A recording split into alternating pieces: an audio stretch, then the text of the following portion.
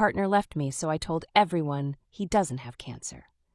My partner told me when we first got together that he has cancer, and if his operation doesn't go well, it could be terminal. He said his treatments have also made him infertile, so imagine our shock and joy when we found out I was expecting at the start of 2024. We now have a beautiful 5-month-old daughter who is perfectly healthy and thriving, and he is in remission. My pregnancy was difficult and lonely because of all the intense treatments he went through while waiting for his operation. I did a lot on my own, knowing he desperately needed this to have the best chance possible of shrinking his tumor before having it removed, so we can have a long, happy life together as a family. He is currently living with his ma'am while he is in recovery so that it takes the pressure off me caring for both him and our baby until he is well enough to move into our new home with us. He still comes to our house and we go to his ma'am's all the time, so our baby isn't missing him. And on Wednesdays, he has his daddy-daughter days, where it is just the two of them to make sure they are bonding well, and he has the practice until he is well enough to care for her at home full-time, and give me a little break too. Last week, we had an attempted break-in at the house. I asked him to come over and stay here while I'm waiting for the locks to be changed, because I'm scared, but he wouldn't. I was talking to his ma'am, too, who slipped up telling me he wasn't home. Long story short, this is Reddit. I'm sure you can see where this is going. We argued for over 24 hours before my suspicions became too much, and I went to Facebook. It took me less than an hour to find the first 2 women. During my pregnancy, I was suspicious of a lot of things and put it all down to my hormones, as he would continuously tell me that I am paranoid and hurting him when I ask. One thing my paranoia just wouldn't let up about was his cancer and his treatments. I asked his ma'am about it, who told me he doesn't have cancer, but he is having treatments. He has an autoimmune disease which he receives transfusions for. Very serious, but nowhere near terminal and no operations required. She also informed me he was in rehab, not hospital. He was addicted to cock and was trying to recover for me and our baby. I never mentioned to him that I knew. I assumed it was the embarrassment of wanting to get clean without me knowing, so he could be a good partner and dad. I was so proud of him for getting that help that I never spoke about it. With his autoimmune disease, his ma'am explained how brutal it has been for him and that he did have chemo a few years back, so maybe that's why he's confused. Pregnancy brain is a real thing, or maybe I'm just too blindly in love because I accepted this and never questioned it again. After discovering the first 2 women, I sent my partner a message telling him to let his girlfriend know I'm asking after her and not to bother coming home anymore. I've had the locks changed from the break-in so he can't get in. He panicked and started begging me to answer the phone and let him come see me so he could explain everything. I started to see everything through clear eyes for the first time and realized how long he had been gaslighting me for, and told him no. Realizing he couldn't get through to me, and now aware I was trying to contact his girlfriend, he panicked and went to her instead.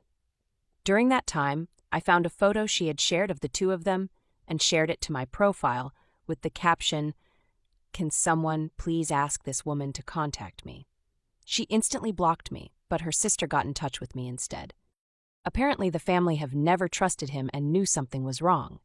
This affair is serious enough to have met the family. She says he has told her not to speak to me as I'm a deranged stalker he slept with once years ago and have been hunting him down trying to convince people my baby is his. I send her a photo, the birth certificate, and us in hospital together to show her sister before he can lie to her anymore.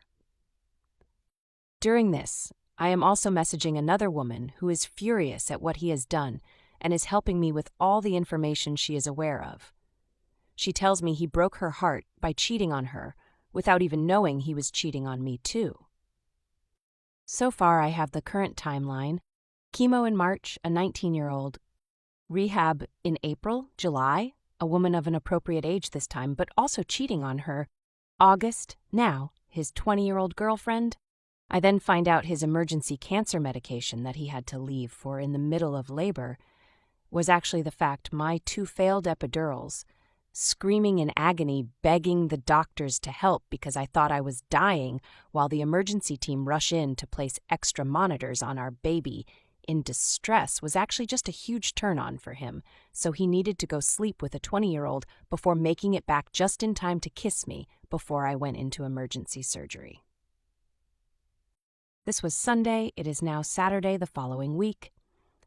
I made a post on Facebook calling out my partner for his actions, with photographs, medical notes, and evidence, and asking people to leave me alone on Tuesday after 48 hours of no sleep, multiple calls to the crisis team, and a barrage of harassment from his friends and family who want to sue me for character defamation.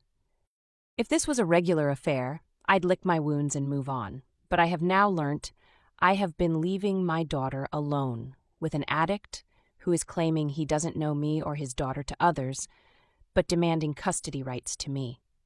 Tens of women have now come forward who have also dated him during our relationship with no idea of me or each other. This is obviously really upsetting, but what upsets me the most is that I begin to notice a very worrying pattern. He has told every single one of these women that he has cancer and can't get them pregnant. I said my labor and delivery was difficult. I was induced due to an infection I had. My GP had told me I had an STI, and although I understood and took the treatment and was induced, my madly in love pregnancy brain never accepted it as an STI until I went back this week and checked my hospital discharge notes, and it was there in big bold letters. Sensitive, partner.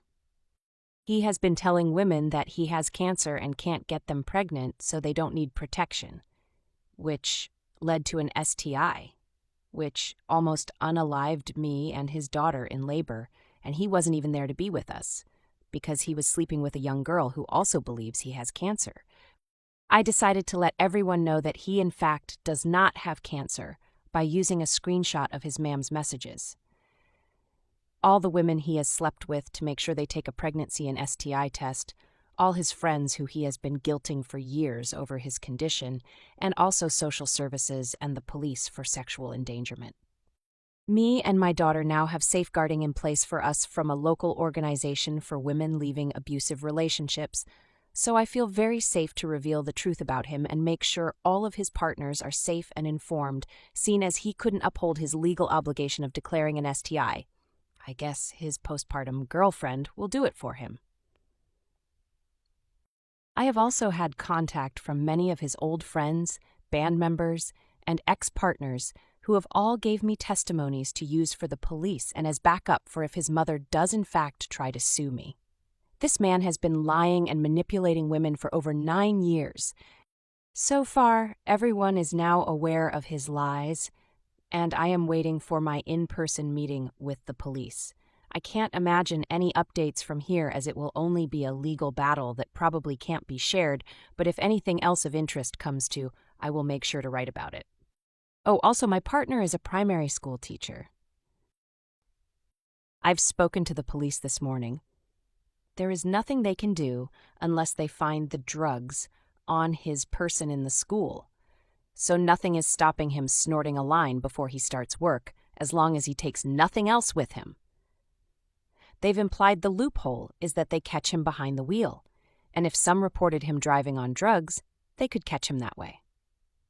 They said they can confirm that multiple reports and investigations have begun before even my report, so they are unable to share much information with me, even thought he case involves me, but they told me it is imperative I apply for Claire's Law and have helped me with the application.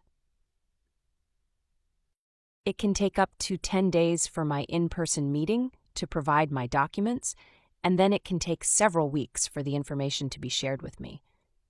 Knowing what I do already, I feel sick that they have told me how important it is for me to make this application. I can't believe in a few weeks he's going to discuss me even further when I receive his police records.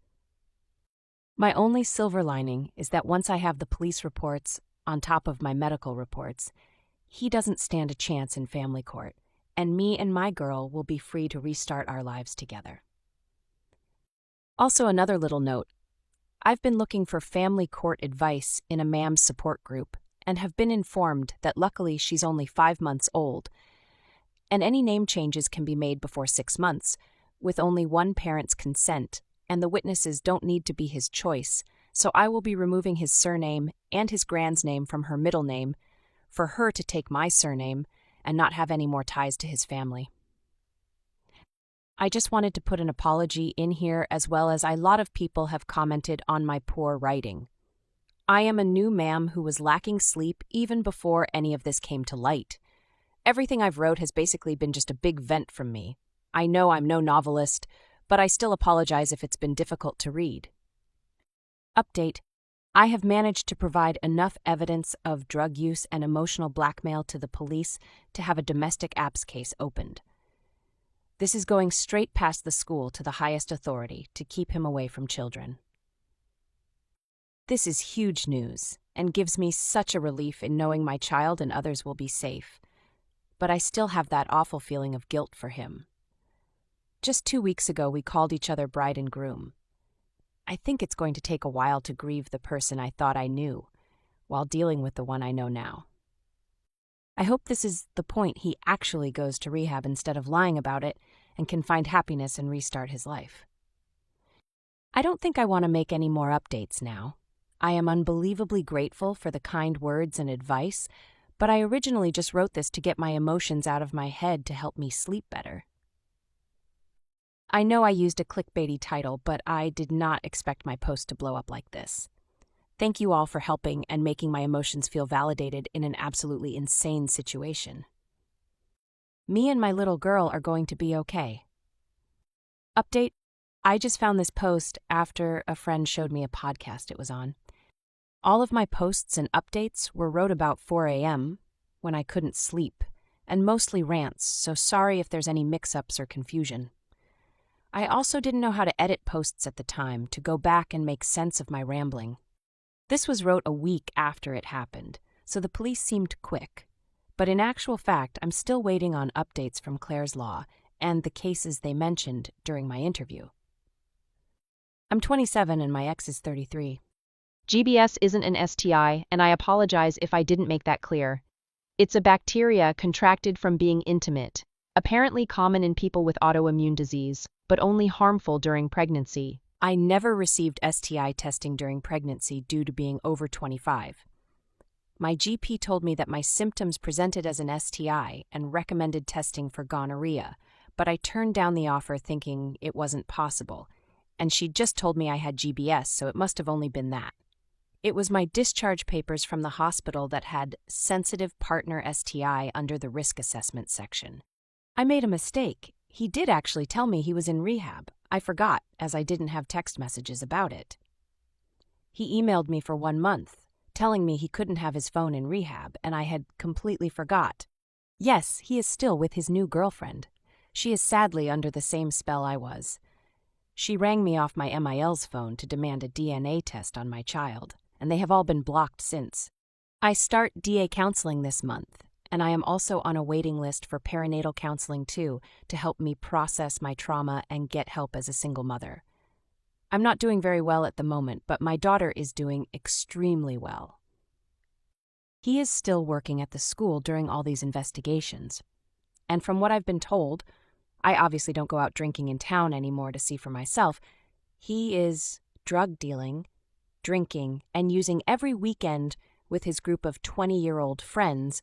I hope that answers most of the questions in the comments. For the people saying they have been through similar, I am so unbelievably sorry. This is the worst pain I have ever experienced and would never wish it on another soul.